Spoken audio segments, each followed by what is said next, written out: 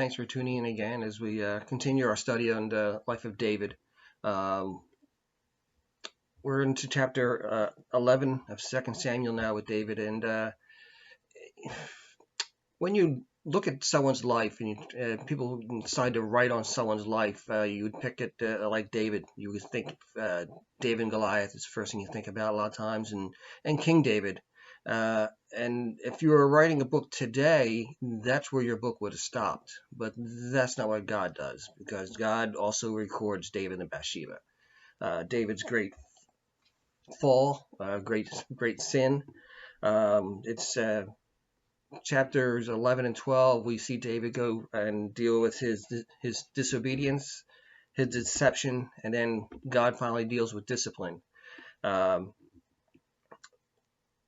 Like I said, if you're writing a press release, you wouldn't have included David and Bathsheba into the story. But that's not what God does, because he does it for our benefit as well. Before we start, let's open in prayer. Hey, Father, again, thank you for this day. I thank you for your many blessings. I thank you for your servant David, Lord, for our heart is unto you, but also, Father, a man who sins, a man who you chastened, and you directed, and you used mightily. I just pray you just help us to continue to learn from the life of David, Father, that we can screw up, and as long as we get our relationship back with you, you can use us as you did with David. I just pray you just be with us now. Help my words to be clear, as I pray. Amen. But like I said, with David, it's an unusual campaign, because you usually would not write everything in a press release that Scripture is writing down. The Scripture tells us the truth about people. It should encourage us to know that even the best of men fail. Even the best of men sin. Their faults, their failures. There's things that they do, and yet that doesn't stop God and the Lord from using them. It just allows him to show more grace to them and to show mercy. So he's able to use them above their faults and their failures. And same thing for us. We're not perfect, and yet the Lord is so willing to use us when we come with a contrite heart and confess to him. But the Scriptures are full of men who have problems. Noah, a man of faith, of obedience, in a very trying time. The only person who the Lord was working with was righteous, yet he got drunk and exposed his nakedness. And you have Abraham, who lied twice about his wife. You have Jacob, who lied to his father, Isaac, and he also lied to his brother. We see Moses, who strikes a rock in temper and can't go into the promised land. We see Peter, who gets discouraged and denies Christ 3 times. But the Lord doesn't cut people off because of their failures. He lets them to see what we've done wrong, and he uses that to mature us and to be able to be used. He wants to use those things that are broken. And if man is so prideful that they don't see their brokenness, God can't use them. And that's what he wants us to do. He wants us to see with David, the brokenness of David. After God's own heart, not only does he commit adultery, but he goes on to commit murder.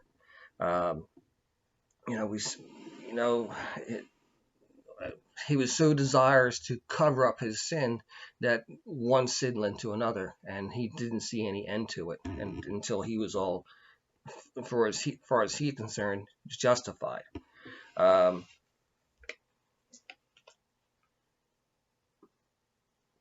the Scriptures show us men and their faults to the glory of God. It's also for our benefit.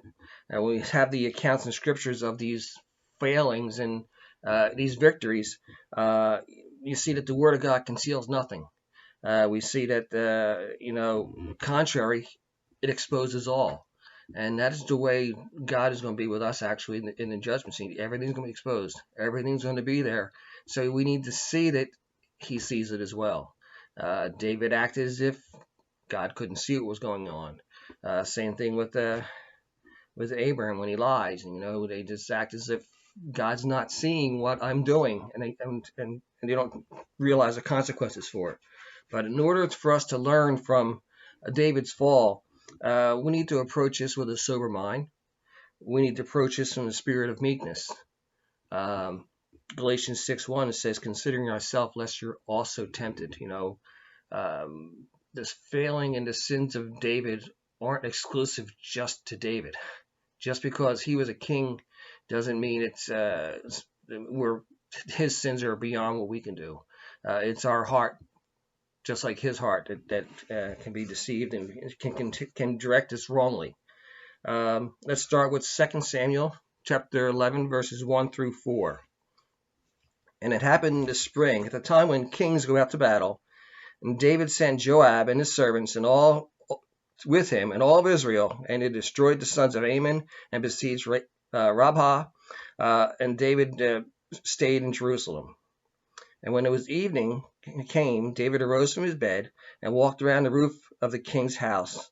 And from the roof he saw a woman bathing, and the woman was very beautiful in appearance. So David sent and inquired about the woman. And one said, "Is this not Bathsheba, the daughter of Eliam, the wife of Uriah the Hittite?" David sent messengers and took her, and she came to him, and he lay with her. And when she had purified herself from her uncleanness, she returned to her house. In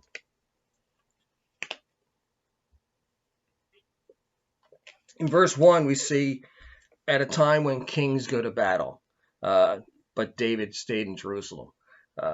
You know, it starts off very obviously that, you know, David's not where he's supposed to be. He's neglecting his duty. He's tarrying in Israel. He's supposed to be with the army when kings go to war.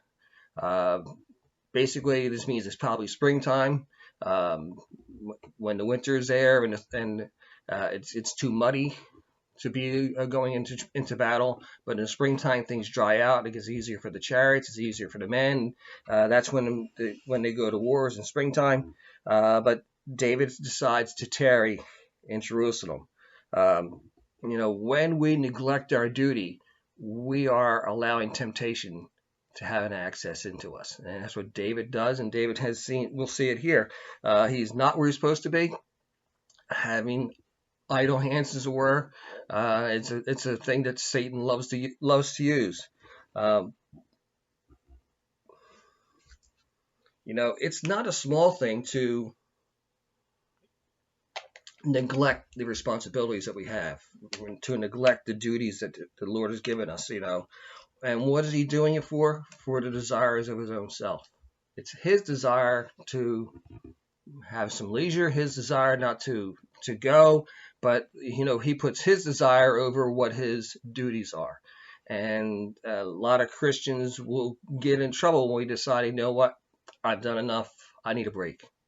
And that's when Satan says, yes, do that. Go take a break. And gives him the opportunity to work. You know, with David, you know, he's looking for maybe God to direct his paths during this time when he's not at battle. But, you know, when we are neglecting our duties and not seeking and doing things that the Lord wants us to do, the Lord's not going to change our hearts because of our position. We have responsibilities, and God wants us to be faithful to our responsibilities, faithful to our obligations. You know, he's looking to direct our paths when our paths are led in righteousness, and David's not where he needs to be to begin with. He's supposed to be with his army, and he's decided he's going to stay home. You know, he's decided to stay home and relax in his bed instead of being girded for battle. David's relaxing in the luxuries instead of doing the hardships of battle. You know, that is what Christian life is also. You know, our lives are not about how easy it can be for us. Our lives are about the battle. We're here for a battle. We're here for the war. We're here for a purpose. David was there for a purpose. Kings go to battle at this time. There's a purpose for what he's supposed to be doing, and we have a purpose as well. We just can't ignore the purpose because we feel we don't need to. We feel we need a break. He decides to relax. The time to relax is not now. We're to be about a battle now. We're to be about doing the work of the Lord. And one thing with this also with David, this is not a young kid who's deliberately going out and sinning. This is a middle-aged man. This is a man who's probably in his 50s now, and he's desiring to not do what the Lord wants him to do, desiring to take care of himself. What we need to see, and what David did not see, is the world is not a place for our rest. The world is our battleground. That's our arena. We need to be about doing the battle, the fight in the world, not to be resting in the world. Verse 2, it says, and when evening had come, David arose from his bed. The King James says evening tide, which is dusk. What we see is David is also, not only is he not where he's supposed to be, but he's also slothful. He's getting up from an afternoon nap. When the sun is going down, he's getting up. He's not doing not where he's supposed to be, not doing what he's supposed to be doing. He's not occupied. He's not engaged. He's not doing what the Lord wants him to do. He's basically nowhere's land, doing what he wants to do, canceling, his mind, his body. He's basically checked out. He's like I said, he gets up and he starts to decide to walk up to the top of the roof. If he is a man about his obligations as a king, you can get up and run things of the kingdom. Get up and do what you're supposed to do. Don't, first off, waste the whole day away to get up at the middle of when everybody else is getting ready to go to bed. He's getting up. When everybody else is ending their day, he's now just starting to wander around. But his idleness here is it's not just the absence of activity, but it's because we do need rest, but his idleness is no purpose. Is his idleness? He has no purpose for what he's doing, no purpose for where he's at and why he's there, and he's by himself. When we're idle, what we need to not to also be is solitary. Samuel Johnson says, if you're a solitary, be not idle. We need to be not idle, but we also need to be not by ourselves. We're not designed, especially you can go through what we're going through now with the COVID-19. We're not designed to be separate to ourselves. We're designed to have fellowship with one another, fellowship with the Lord. And David has not only cut off fellowship with his army, he's cut off fellowship with his soldiers, he's cut off fellowship with the Lord. You don't see the Lord mentioned anywhere in this passage. All you see is a man desiring to do what a man wants to do. And all that ends up doing is being in trouble. If you want to put it in New Testament terms, David's not redeeming the time. He's just checking through.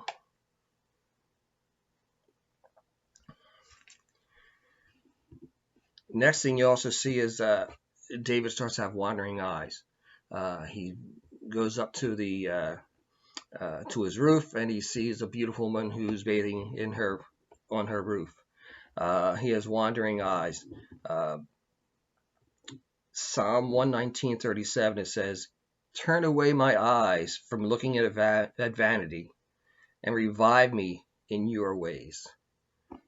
David's not doing anything of what he's supposed to be doing. He's not turning his eyes away. He's not looking away from vanity, and he's not looking for the Lord to revive him. What's he do? He actually lingers and looks a little longer. David, was much safer for David to go into the battlefield than it is for David to stay at home, because he's unarmed for the battle that he's going to have. He's unarmed for the battle he's going to have with temptation and with Satan, because he's cut off relationship with everything that's important to him. He's cut off the relationship with his generals, his army, and the Lord. He has no fellowship with Nathan. There's nothing there but David and his own desires, and which, like I said, that leads into a lot of trouble. So when he has that temptation, he can't turn his eyes away. Even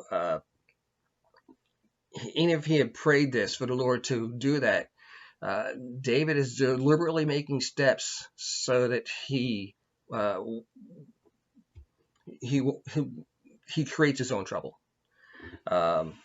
He lingers. He takes a second look. He's feeding upon the lust of the eyes he's already seen. He's continuing to do that. He's deliberately working on. Why did he pause for a longer look? His imagination has already started to work. He's already started to conceive the sin of what's going to happen, what he wants, what he sees. It would have been a good time for David to turn feet, get off the roof, go someplace else. When Joseph was in a similar situation, he beat feet. He got out of there with Potiphar's wife. I don't need to be here. But that's not where David went. David lingers, and David actually continues to go further and further into the lust of his eyes and the pride of his life. It's all going to be there with David. David had already purposed now to satisfy his lust. In verses 3 and 4, he observes, well, we can observe actually the steps that he's going to do in order to satisfy the desires that he has. Once sin starts, it's a downhill fall from there. If we don't stop it in the beginning, when we're at the top of the hill, when you're towards the end at the bottom of the hill, you're not stopping it. There were steps that David could have done to stop what he was going to do, but the further and further and the deeper he goes, the sin has control over him, and he can't stop it.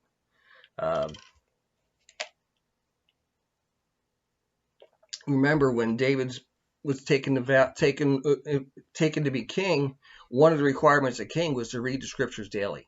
So David knows the scriptures. David knows, "Thou shalt not commit adultery." David knows what he should be doing, and yet, these are deliberate choices and deliberate decisions of David to not listen to or do what the Lord wants him to do. Why did he inquire about the woman, of who she was? Like I said, in his mind, it's all made up. I want. This is what I want. That's who I want. His heart is. In his heart, he's already taken possession of Bathsheba. He doesn't know who she is, but she's attractive to look at, and his mind, he already wants it. He's making all plans to get what he wants.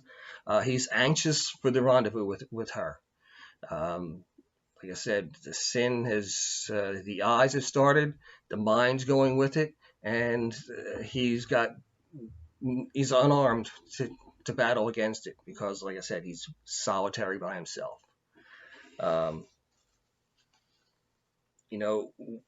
God forbids it, and God calls it sin, but David doesn't see it as sin. David sees it as just another victory for him to win, just something else that he wants to have.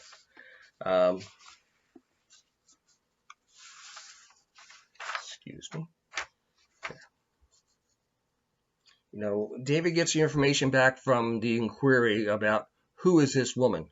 Now is the time for David to engage his head and to stop, but he continues going further.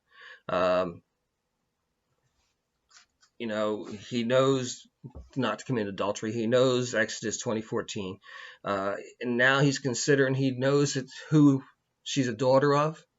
He knows that she's a wife of one of his soldiers, one of his brave soldiers. The brief genealogy that he had gotten should have realized that Bathsheba was the granddaughter of Ahithophel, who is one of David's favorite counselors. And yet that doesn't stop him. And it's no wonder that Ahithophel sided with Absalom later on when Absalom decided to take power from David because of what he has done here with Bathsheba. That's his granddaughter. He knows who it is. And he knows what's going on. Um, Psalm 101 verses 2, 3, and 4. And I'll give heed to the blameless way. Then will you come to me. I will walk within my house with integrity in my heart. I will set no worthless thing before my eyes. I hate the work of those who fall away. I shall not hasten its grip on me. A perverse heart shall depart from me. I will know no evil. Those are the words that David wrote right before he became king of Israel. And this is how far David's sin has taken him away from what he says and what he knows is right. He wrote this right before he was going to become king, and now he's going to commit adultery and continue going even further with that. He's rejected everything the verse says. He's going to be blameless in his ways. He's going to have integrity in his heart when he walks around his house. No worthless thing before his eyes, and yet everything he's doing is against what he says he was going to do in Psalm 101. David lingered, looked around, saw who she was, and he tempted himself. Then he sends the messengers to Bathsheba, and he tempts her. He's basically self-indulgent into the situation he's in. He's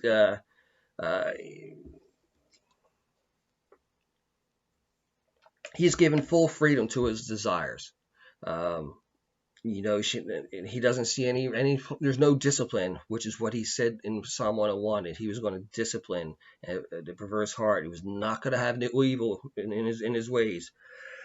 David is so opposite of what he has said he was going to do. That's the power of sin has. David doesn't see what sin is doing to him, and he can't stop from what he started because it's already started rolling, and he's already cut himself off from the things that would stop him from doing it. He's cutting himself off from fellowship. He's cutting himself off from the Lord. Like I said, you don't see any mention of the Lord in his scheme in this whole chapter.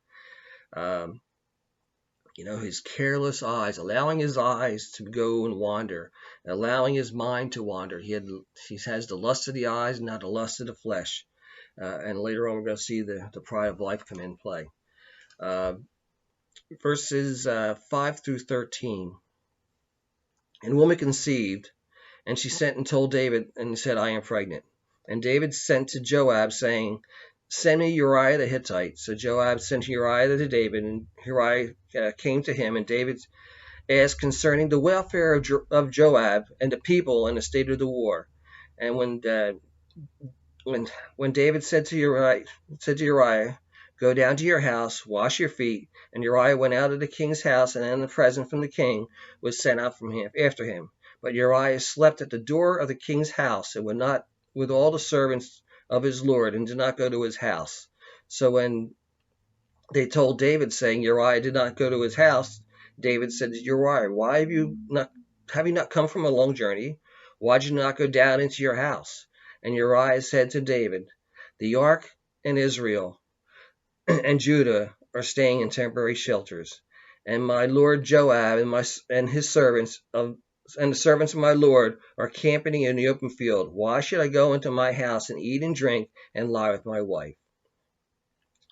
By your life and the life of your soul, I will not do this thing. Then David said to Uriah, stay here tonight and tomorrow, and then I will let you go. So Uriah remained in Jerusalem that day and the next, and David called him, and he ate and drank with him, and made him get drunk. And that evening he went out in the line of bed with his Lord's servants, but he did not go to his own house. David started the scheme. David started the plan of what he's going to do. His plan was, okay, she's pregnant, so we need to make this pregnancy legitimate. Let's let Uriah come back here. He can have relations with his wife, and then we can say the baby is his. and it's not mine, and we'll just wash this whole thing away. Uh, you know, excuse me. This is not going to work. I mean, he's not thinking it clearly. Of course, other servants have seen what was going on. They've seen what was happening. They know that he sent messengers out. They know that they sent messengers to bring Bathsheba back to the house. But David's not considering that. All he's considering was let's cover up what was there. Why is he covering this up? Because he can't let his name be damaged. The pride of life, of what is my reputation, and the sin. Excuse me. The sin now has to be whitewashed somehow, so my reputation doesn't get marred. But Uriah the Hittite was a very noble, faithful, and brave soldier, and he was not going to enjoy the treasures of home when that's not where his army was. His army was in battle. And that's where David should have been. So David even tried to get him drunk to get him to go slay with his wife, but it would not happen. Verses 14 to 21. Now in the morning, David wrote a letter to Joab and sent it by the hand of Uriah. And he had written the letter saying, place Uriah in the front of the fiercest battle and withdraw from him so that he may be struck down and die.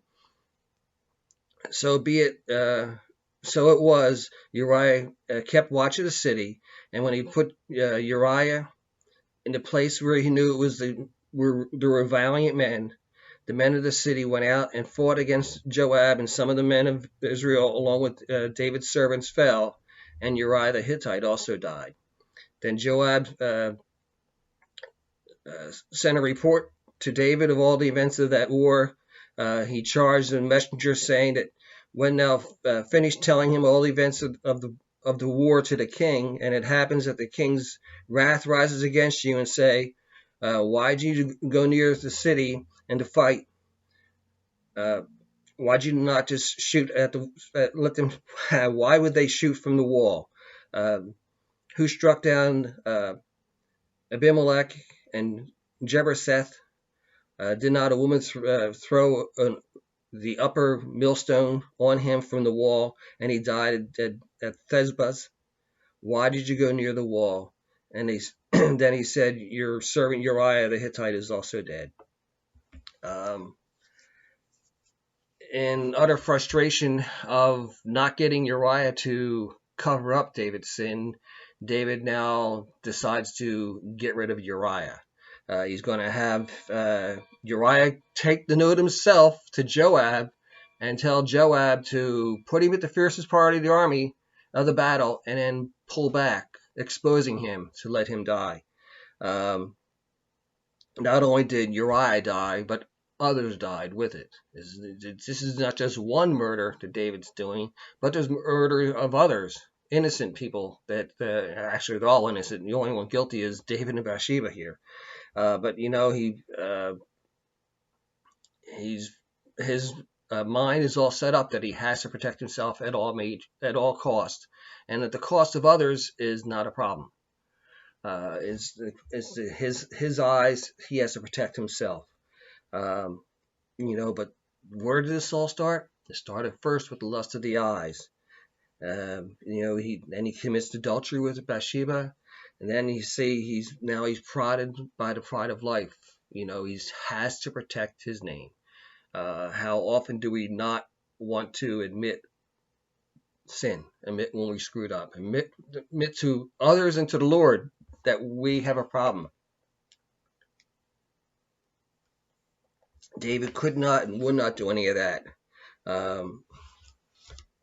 But Uriah was set up, and not only did Uriah die, but other servants of David died also.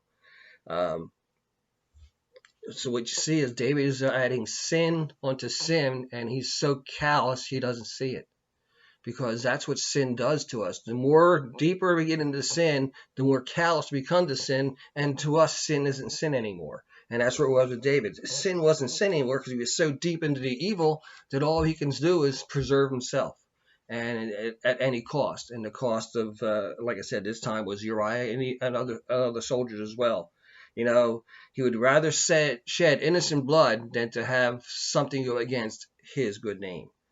Um, that is a pitfall that we have to be very careful to do. We a lot of like to throw other people under the bus, and we like to protect ourselves and make ourselves big. And David's in the middle of doing that here. You know, the incredible lengths that sin goes to, and what David is doing. You know, even though he is a man after God's own heart, he still has a sin issue. He still has a pride issue. He still has lust. He still has, he heard the clamoring of the sin of lust, and he continues, and now he can't stop.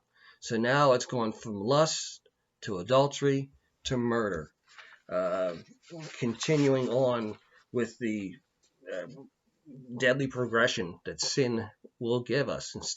That's what sin does. But it makes us insensitive towards sin, and that's where David was. He's not sensitive to it at all. He doesn't see it as sin. He's hardened his heart in his own ways. Um, he is not confessing his wrong to anybody. He's getting the well deeper. Now he's got Joab involved as well, who is going to use this later on for his own plying against David. But what we see is David was doing carnal schemings instead of once stopping and to seek wisdom from God and seeking wisdom from the Lord. And at no time did he look to flee what was going on. He continued to stay in.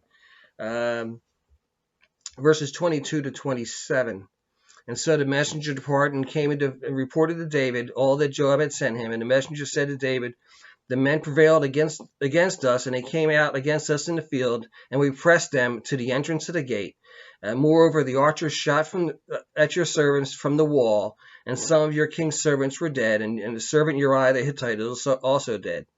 Then David said to his messengers, thus so you say to Joab, do not let this thing displease you, for the sword devours one as well as another.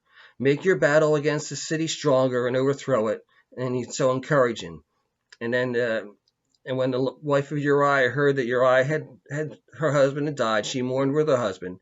And when time of mourning was over, David sent and brought her into his house, and she became his wife, and she bore him a son. But the things that David had done, this evil, was in the sight of the Lord.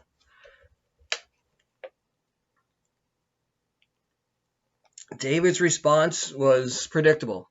It's the cost of war. Oh well, it happens. It's a thing of chance. Be encouraged. Make the battle stronger. Was the edict to go back to go ahead and besiege the city, be more aggressive, but the tragic loss, the death of Uriah, the death of other servants, didn't matter. It really didn't matter to David. It's just the cost of war. It's just the cost of doing business. It's just what happens. And it did not need to happen, but this is all because of what David has done. He set these events out because first he wasn't where he was supposed to be. Then he let his eyes guide him to see something he shouldn't have seen, and he lingered upon it.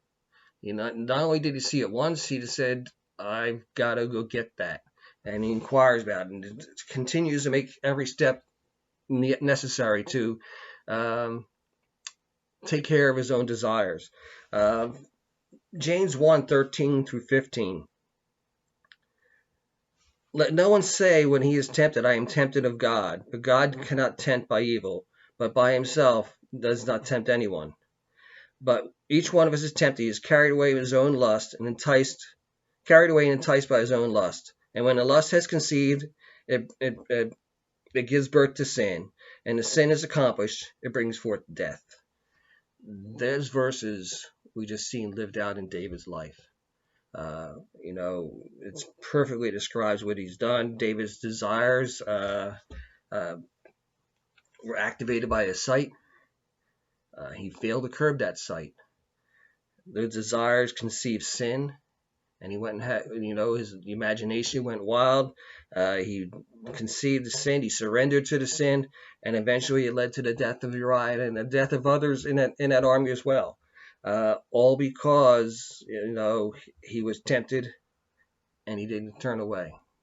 He was in the wrong spot. Wasn't where he was supposed to be. He was having idle hands as well.